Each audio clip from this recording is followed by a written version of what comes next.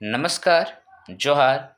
मैं हूं प्रेम पंकज और आप सभी का स्वागत करता हूं माइक्रो स्टडी सेंटर में। फ्रेंड्स, झारखंड हिस्ट्री के क्लास का यह 23वां एपिसोड है।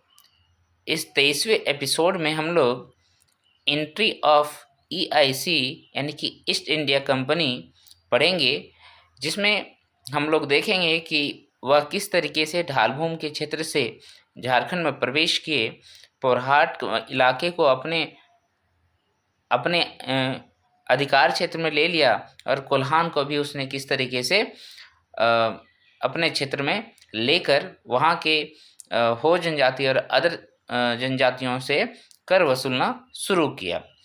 तो झारखंड में इसकी एंट्री कब हुई थी दोस्तों? 1767 ईस्वी में। और ये जेपीएससी का क्वेश्चन से देखिए यहाँ से बार बार पूछे गए, और लास्ट टाइम भी जेपीएससी का ये क्वेश्चन रहा है कि ईआईसी यानी कि अंग्रेज़ों का प्रवेश झारखंड में किस क्षेत्र से हुआ था। ओके, और वहाँ सिंहभूम उसका आंसर होना था, राइट। तो चलिए आज यही हम लोग पढ़ेंगे, और आने वाले जो भी एग्ज़ाम्स होंगे झारखंड गवर्नमेंट का, उन सभी के लिए ये आज का इम्पॉर्टेंट क्लास है।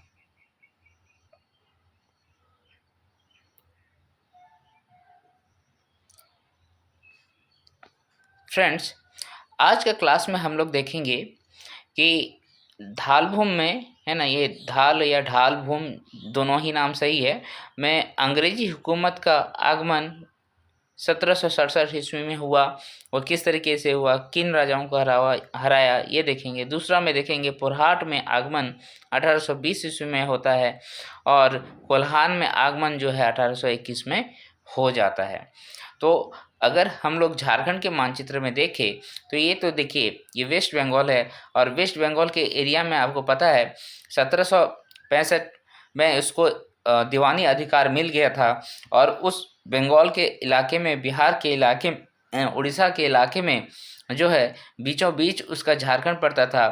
तो बंगाल के एरिया से ये क्या होता था, अंग्रेज लोग इधर की ओर प्रवेश कर रहे थे, ईस्ट सिंहभूम अभी जो है उधर से। और यहीं पर जो है आपका ढालभूम है, आपको पता है ढालभूम यहाँ पर अभी भी है, घाटशिला के आसपास, है ना, ढालभूम। तो ये ईस्ट सिंहभूम के एरिया में प्रवेश किया। प्रवेश करने के बाद ये पूरे इलाके को जीतने में अन्य राजाओं को हराकर कोशिश करेगा, ठीक है। तो यहीं पर सरायकेला खरसावां आप समझ लीजिए पुरहाट वाला इलाका हो गया, और कोल्हान वाला इलाका ये पूरा हो गया, ठीक है, वेस्ट सिंहभूम में, जहाँ पर आपको हो जनजाति की अधिकता मिलती है, ठीक है। कोल जनजाति भी इधर रहती है। तो इस तरीके से हम लोग देखेंगे किस तरीके से ईस्ट सिंहभूम का एरिया से घुसकर ये सरायकेला खरसावां और कोल्हान की ओर जाता है। बाद की क्लासों में हम लोग अन्य झारखंड के क्षेत्रों में किस तरीके से वो प्रवेश कर रहा है वो हम लोग देखेंगे। लेकिन ये क्लास जो है बहुत इंपॉर्टेंट है, यहाँ से क्वेश्चन आ जाते हैं और हमेशा आएंगे दोस्तों, ठीक है।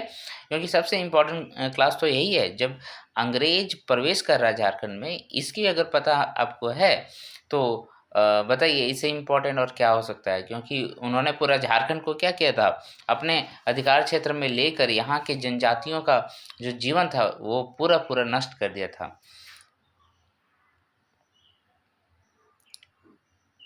देखिए, मानचित्र के जरिए आपको एक जानकारी मैं दे देना चाहता हूँ कि अगर आप भारत के पर्सपेक्टिव से देखें कि 1764 के आसपास क्या क्या स्थिति थी, यहाँ पर किस तरीके से शासन चल रहे थे, ठीक है।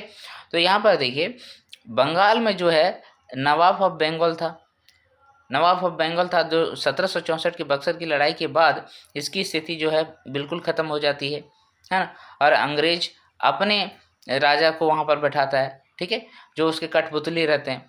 दूसरा है मराठे लोग देखिए इधर से प्रवेश करता है और यहाँ पर जाके बंगाल तक सटा हुआ रहता है ना, बंगाल तक सटा हुआ रहता है, उसमें झारखंड के इलाके भी आते हैं, और मराठा का प्रभाव भी हम लोग झारखंड के क्षेत्र में पढ़े हैं, ठीक। अब यहाँ पर नवाब ऑफ अवध रहता है, तो ये नवाब ऑफ बंगाल और नवाब ऑफ अवध, और देखिए कितना कम रहता है, मुगलों का जो एरिया है वो बहुत छोटा रहता है।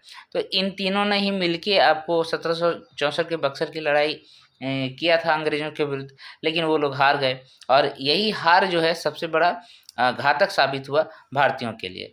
ठीक है, इसमें क्या हुआ, इस पूरे इलाके में जो है आपको अंग्रेजों का अधिकार हो गया, वो दीवानी अधिकार अपने हाथों में ले लिया, कर वसूलना अपने हाथों में ले लिया, और इससे बुरा और कुछ नहीं हो सकता था। ठीक है, इधर थे निजाम ऑफ हैदराबाद, ये सब भी बाद में आएंगे, लेकिन अभी हम लोग तो झारखंड के पर्सपेक्टिव से अभी पढ़ रहे हैं। ठीक है, अब यहाँ पर हम लोग देख लेते हैं कि झारखंड का स्थिति, तो ये वाला इलाका है ना, ये वाला इलाका है, अगर थोड़ा सा कलर चेंज करूँ, ओके, तो ये वाला इलाका जो है झारखंड वाला है यहाँ पर। तो यहाँ पर झारखंड को अब हम लोग अलग से मानचित्र में देखें तो यहाँ आपको पता चलेगा कि ये जो घाटशिला है, ढालभूम वाला इलाका जो है आज के इस सिंहभूम के क्षेत्र में पड़ता है। दूसरा यहाँ पर सरायकेला है, देखिए यहाँ पोरहाट वाला इलाका है, और उसके नीचे जो है कोल्हान है, जो कि मैं पहले भी बता चुका हूँ। और इधर से जो है उड़ीसा का गांगपुर वाला इलाका, ठीक है, इधर पंचायत राज है, यहाँ पर कोकरा है, सुतियांबे यहाँ पर थी, ठीक है, चूटिया यहाँ पर है, ठीक है, बादाम उसके बाद क्या है ये वरबा दाग, तमाड़ यहाँ पर है, आज भी तमाड़ फेमस है, आपको पता है। ठीक है, अब इधर पलामू वाला इलाका हो गया, इधर खड़गडिहा हो गया, इधर चाय चंपारण हो गया, ठीक है, चंपारण, फिर रामगढ़ राज्य यहाँ पर हो गया, जहाँ पर बादाम और रामगढ़ मिलेगा आपको, राइट, और यहाँ पर गिरिडीह का पारसनाथ यहाँ मिलता है। तो इस तरीके से आपको एक मानचित्र का छोटा सा जानकारी होना चाहिए, जिससे आपको समझने में सब कुछ आसान हो जाएगा। ये देखिए यहाँ सरगुजा है, यहाँ बार बार हम लोग पढ़े थे ना कि पलामू का जो राजा जब भी हार जाता था तो सरगुजा भाग जाता था, तो यही है सरगुजा। यहाँ जसपुर है, ठीक है, ये छत्तीसगढ़ से सटा हुआ इलाका है, क्लियर, इधर केंद्रीय राज्य था। ठीक, तो ये सारे राजाओं का जो अधिकार क्षेत्र था छोटे छोटे क्षेत्रों में हमारे झारखंड में बटे हुए थे। अब इन सभी राजाओं को किस तरीके से अपने अंग्रेजों ने, है ना, अपने अधिकार क्षेत्र में लिया, यही चीज हम लोगों को देखना है, राइट। देखिए अब जो EIC है, जो अंग्रेज लोग हैं, वो आखिर झारखंड क्षेत्र में आना क्यों चाहते थे। इसके पहले तो जितने भी राजा हुए थे, मुगल हुए थे, मराठा हुए थे, वो लोग झारखंड को इतना तवज्जो नहीं देते थे, लेकिन ये क्यों तवज्जो दे रहे थे, क्या कारण था उसका। ठीक है, तो यहाँ पर हम लोग देखते हैं। सबसे पहले तो देख लीजिए झारखंड की भौगोलिक स्थिति। भौगोलिक स्थिति देखने के लिए आपको मैंने बताया ना, यहाँ पर देखिए, यहाँ पर जो भारत का मानचित्र है उससे आपको साफ साफ स्पष्ट पता चलेगा। अगर कोई दक्षिण भारत से आना चाहता है इधर पूर्व की ओर, या फिर इधर आपको जाना चाहता है, इधर से अगर कोई इधर आना चाहता है, और सबसे ज़्यादा फेमस था बंगाल का नवाब, यहाँ पर काफ़ी धन संपदा था, तो अगर इधर से लोगों को उधर जाना है, नॉर्थ की ओर जाना है और इधर जीतना है इलाके को, फिर अगर इधर से पश्चिम की ओर जाना है, इधर जाना है, तब भी ये जो बीच का इलाका है ना, वो बहुत महत्वपूर्ण हो जाता था। और यहाँ पर छुपने का भी काम होता था, क्योंकि जंगल वाला इलाका था, तो कोई आना जाना यहाँ नहीं करता था, उसके अंदर कोई घुसता नहीं था। ठीक है, तो सबसे सेफेस्ट जगह जो है झारखंड माना जाता था, और व्यापारिक दृष्टिकोण से भी ये इलाका बहुत महत्वपूर्ण हो जाता था, क्योंकि चारों तरफ से ही यहाँ पर आने जाने का रास्ता हो सकता था। क्लियर है, एक ये भौगोलिक स्थिति इसका यही इतना इम्पोर्टेंट क्यों है, पता चल गया। दूसरा, यहाँ पर व्यापारियों का शरण स्थल था, राइट। तो बंगाल का जैसे व्यापारी है, ठीक है, उसको शरण लेना है तो कहाँ जाएगा, वो डायरेक्टली तो ऊपर की ओर नहीं जा सकता है, अवध के नवाब के पास नहीं जा सकता है, मुगलों के पास नहीं जा सकता है, तो बीच में ये जो छोटे छोटे इलाके थे, छोटे छोटे राजा जो थे, यहीं पर इन लोगों के पास वो रह जाते थे और अपने आप को बचाते थे। क्लियर, जैसे उड़ीसा से आता था तो उड़ीसा वाले क्षेत्रों में भी बहुत सारे राजा ऐसे थे जो अंग्रेजों को कर नहीं देना चाहता था, उनसे लड़ाई होता था और वो भाग जाता था, और इस इलाके में कहीं कि कोई भी राजा के पास जाके रुक जाते थे, राइट। तो इस तरीके से भी ये बहुत इंपॉर्टेंट जगह हो जाता था। फिर मराठा के आक्रमण से बचाव, मराठा के आक्रमण से बचाव के लिए देखिए झारखंड का इलाका बहुत ही अपना स्थिति को बना के रखा है। क्यों, क्योंकि अगर वो मराठा अगर इधर से आता है, वेस्ट से आता है, तो यहाँ पर बहुत छोटे छोटे राज्य हैं जो इनको रोकेगा और कहेगा कि आप हमारे इलाके से इस तरीके से मत जाइए। और यहाँ पर देखिए ज़्यादातर राजा छोटे हैं, तो ये लोग लड़ाई भी नहीं लड़ेगा, तो मैत्रीपूर्ण प्रभाव रखेगा। तो ये सभी चीज़ें क्या हो जाता है, मराठा अगर इधर से बंगाल जाना चाहता है तो उसको काफ़ी कठिनाइयों का सामना करना पड़ता है। एक तो ये छोटे-छोटे राजा है, दूसरा जंगल का इलाका है, ठीक है? तो इस तरीके से ये जो है काफ़ी इम्पोर्टेंट होता था। तो ये सभी 3 कारण हो सकते थे जिसके कारण जो है अंग्रेज़ लोग इस क्षेत्र को अपने अधिकार क्षेत्र में लेना चाहता था, क्योंकि मराठा अगर इस क्षेत्र में आ जाए तो फिर ये बंगाल तुरंत पहुंच जाएगा। इसीलिए अंग्रेज चाहते थे कि ये वाला इलाके में अंग्रेज़ों का अधिकार हो ताकि इधर से मराठा लोग ना आ पाए, मराठों का प्रभाव कम रहे। क्लियर है? अब देखिए आगे क्या होता है कि 1765 के बाद जो है दीवानी अधिकार मिल जाने के बाद बंगाल के इलाके में बहुत सारे चेंजेस आना शुरू होता है। सबसे पहले क्या होता है कि कोलकाता का वायसराय जो है, देखिए 1764 में वायसराय कौन है बताइएगा मुझे कमेंट सेक्शन में। आदेश पर पैट्रिक फर्गुसन के नेतृत्व में मिदनापुर को देखिए यहाँ पर छावनी था, ठीक है, से सैनिक की टुकड़ी सिंहभूम पर आक्रमण करने के लिए भेजा गया। अभी सिंहभूम का इलाका में हमारा जो राज रहेगा वो ढालभूम का राज पहले ढालभूम का राज मिलेगा। तो यहाँ पर देखिए अब मिदनापुर से निकलकर अंग्रेज की सैनिक टुकड़ी जो है झारग्राम, रामगढ़, लालगढ़ और जाम्बोनी तक पहुँच जाता है। जाम्बोनी के बाद ही जो होता है जंगल के इलाके बहुत ज़्यादा होते हैं और यहीं से ढालभूम का एरिया शुरू होता है, ठीक है, जाम्बोनी के बाद। तो यहाँ पहुँचने के बाद ढालभूम शासक से संधि की बात कही गई, परंतु संधि विफल होने पर युद्ध में ढालभूम राजा हार जाते हैं। लेकिन ये इतना आसानी से हारते नहीं हैं। ढालभूम का जो राजा होता है उन लोगों ने क्या किया था, जंगल का फ़ायदा उठाकर जगह जगह जो रास्ते थे वहाँ पर पेड़ गिरा दिए, ठीक है, इस तरीके से कई सारे पेड़ गिरा दिए, पूरा रास्ता ही ब्लॉक कर दिया। पूरा रास्ता ब्लॉक करने पर क्या होता है, इसके पीछे जो है ये लोग छुप जाते थे, ढालभूम के राजा का जो सैनिक है यहाँ पर छुप जाते थे। और चूंकि अंग्रेज लोगों को इस इलाके के बारे में कम जानकारियाँ थी तो उनको काफ़ी कठिनाइयों का सामना करना पड़ा। लेकिन फिर भी अंग्रेजों के पास आधुनिक हथियार थे और इन लोगों के पास पारंपरिक हथियार थे, तो कितना देर तक टिकेगा। लेकिन अपनी जो कूटनीति की चाल था उससे इन लोगों को काफ़ी दिनों तक रोक के रखा। फिर जब अंग्रेज लोग आगे बढ़ने में सफल हुए तो ढालभूम का जो राजा था वो अपना राज वापस चला जाता है, ठीक है, अपना राज वापस चला जाता है, अपनी राजधानी वापस चला जाता है। अब यहाँ पर क्या होता है, एक महल रहता है, ठीक है, एक महल रहता है। तो ढालभूम का महल घाटशिला में था जिसे जलाकर ढालभूम का राजा भाग जाता है। ढालभूम का राजा अपना ही महल को जला के भाग जाता है ताकि अंग्रेजों को कुछ हाथ ना लगे। तो 22 मार्च 1767 को फर्गुसन जलते हुए महल पर अधिकार कर लेता है। तो यहाँ पर ध्यान रखिएगा कौन सा अंग्रेज अधिकारी होता है, यहाँ पर फर्गुसन होता है जो जलते हुए महल पर अधिकार करता है ढालभूम का। अब ढालभूम का राजा तो भाग जाता है लेकिन उसका जो चचेरा भाई होता है ना, वो पकड़ा जाता है। उसका नाम रहता है जगन्नाथ ढाल। क्या नाम रहता है दोस्तों? जगन्नाथ ढाल। ये बहुत इंपॉर्टेंट नाम है, याद रखिएगा, जगन्नाथ ढाल। जगन्नाथ ढाल इसलिए इम्पोर्टेंट हो जाता है क्योंकि ढालभूम का जो विद्रोह होता है और जिसको झारखंड का प्रथम जनजाति विद्रोह माना जाता है वो इसी के नेतृत्व में लड़ा गया था, जगन्नाथ ढाल के नेतृत्व में लड़ा गया था। तो जब जलते हुए महल पर अधिकार कर लिया तो फर्गुसन अब क्या करेगा, यहाँ का कुछ एक विश्वास पात्र आदमी को राजा बनाना पड़ेगा ना, ताकि यहाँ कर वसूला जा सके। डायरेक्टली आप किसी भी जनता के पास, किसी भी जनजाति के पास जाके अंग्रेज लोग कर तो वसूल नहीं सकता। तो उसके एवज में एक क्या चाहिए, वहाँ पर एक भारतीय चाहिए, यानी कि एक झारखंडी चाहिए जो उन लोगों को समझा सके, उन लोगों से कर वसूल कर सके। तो इसी के लिए जगन्नाथ ढाल को अपने कठपुतली बनाकर उसने राज सिंहासन पर बैठा दिया। अब फर्गुसन अब यहाँ क्या होता है कि यह ढालभूम का राजा जो थे उसका भतीजा था, सॉरी चचेरा भाई नहीं था, भतीजा था। अब यहाँ पर क्या कहा गया जगन्नाथ ढाल को कि भाई आप जो है मुझे 5500 रुपया कर निर्धारित मतलब कर देना होगा, आपको 5500 रुपया आपको कर देना होगा, ठीक है, सालाना कर था उस टाइम।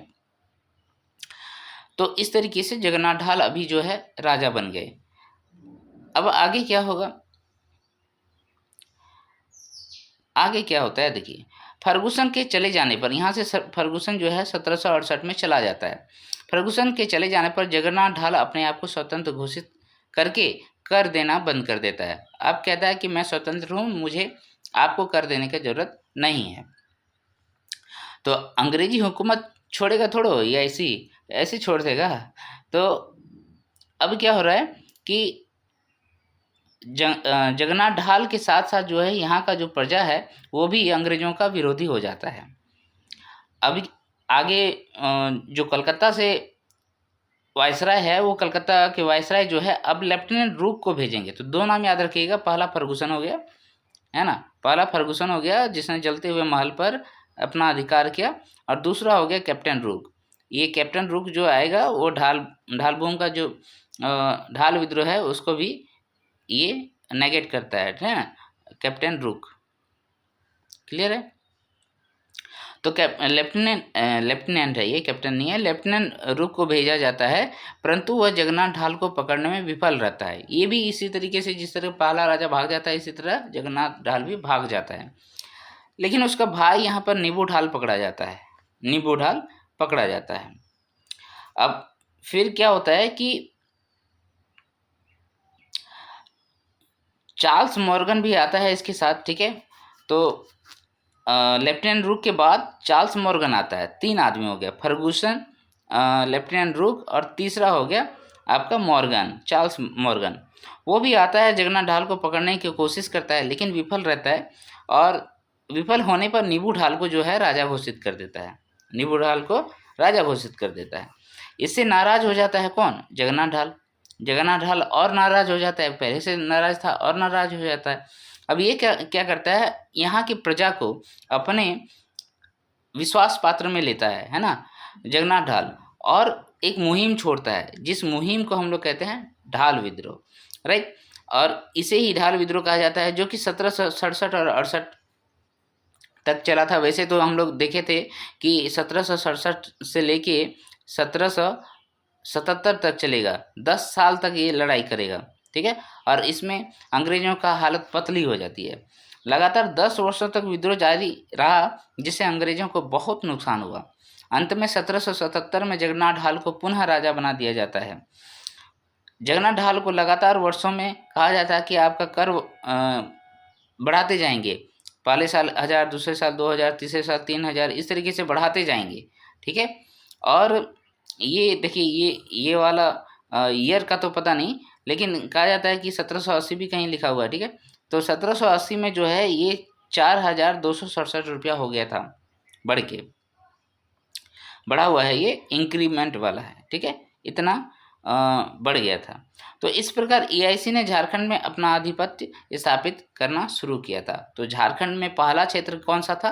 पहला क्षेत्र आपका ढाल भूमि मिला, जिसपे अंग्रेजों ने अपना प्रभुत्व जमाने में जो है 10 साल लगाए, ठीक है, 10 साल लगाए।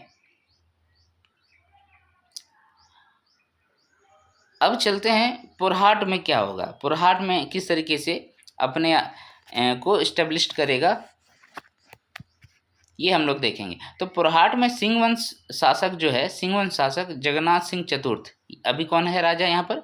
जगन्नाथ चतुर्थ यहाँ के राजा है। और जगन्नाथ सिंह चतुर्थ का जो भाई है शिवनाथ सिंह, ठीक है, इन दोनों में झड़प रहती है, ये दोनों आपस में लड़ते रहते हैं। तो यहाँ पर क्या करता है कि जो आपका जगन्नाथ सिंह चतुर्थ है वो मिदनापुर के अंग्रेज रेजिडेंट से मदद मांगते हैं, परंतु क्या होता है कि EIC उस टाइम जो है कटक में अपना अधिकार जमाने के लिए व्यस्त रहता है, तो पुरहाट के राजा का जो मांग था उसको पूरा नहीं करते हैं।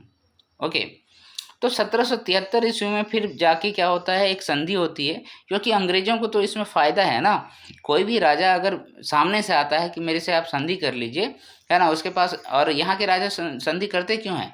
क्योंकि उसके पास आधुनिक हथियार होता है, लड़ने की अच्छी तकनीक होती है, जिससे उसको जीत हासिल होता है। इसी का फ़ायदा यहाँ के जो क्षेत्रीय राजा है वो उठाना चाहते हैं।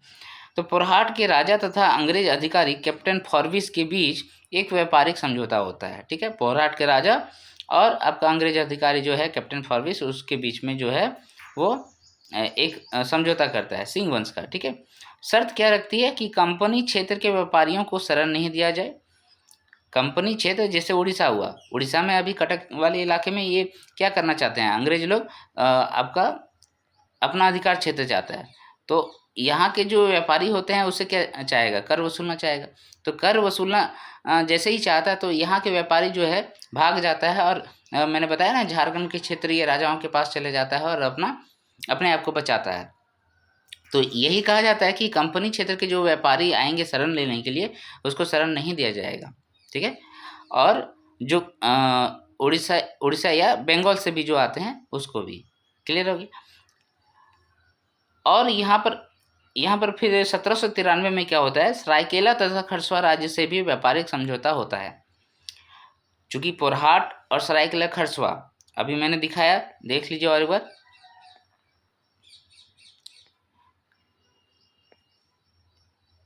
ये जो इलाका है यहाँ पर देखिए, ये रहा पोरहाट, ठीक है, ये रहा सरायकेला खरसवा, तो बहुत ज़्यादा दूर नहीं है। तो यहाँ पर व्यापारिक संबंध अच्छा होना चाहिए। तो अंग्रेज लोग तो अभी इस क्षेत्र में आ गए हैं। अब यहाँ पर क्या कर रहा है, सरायकेला खरसवा के राजा से और पोरहाट के राजा से, दोनों से अलग अलग संधि करते हैं। यहाँ पोरहाट के राजा को सरायकेला खरसवा के राजा से बचना है और साथ ही साथ अपने भाई से भी बचना है, ठीक है।